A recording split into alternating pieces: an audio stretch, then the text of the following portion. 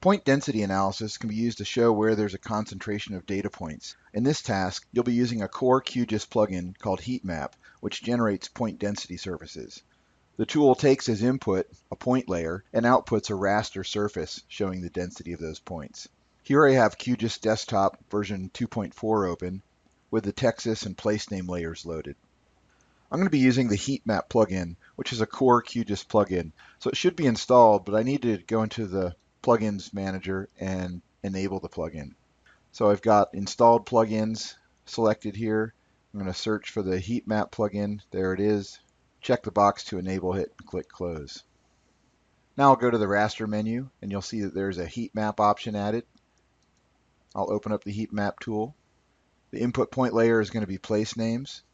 I'm going to click the ellipsis button and name this town density.tiff. This time I'll generate a geotiff as the output.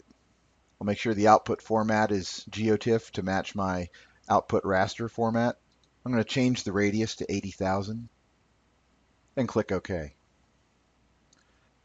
So it's created the heat map. I'm going to drag the heat map to the bottom of the table of contents. And I'm going to double click on the Texas layer and go to the Style tab and restyle this so that it has a fill style of no brush, so it'll just be an outline.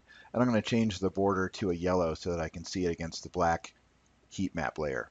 So now that the heat map is on the bottom of the table of contents, I have the state boundary on top of it and the points. And you can see how the heat map is identifying the densest clusters of those points. So the way this tool was run the first time, it did just that. It identified clusters of points, irregardless of town population or any other metrics tied to those points. I'm going to go back in and rerun this tool.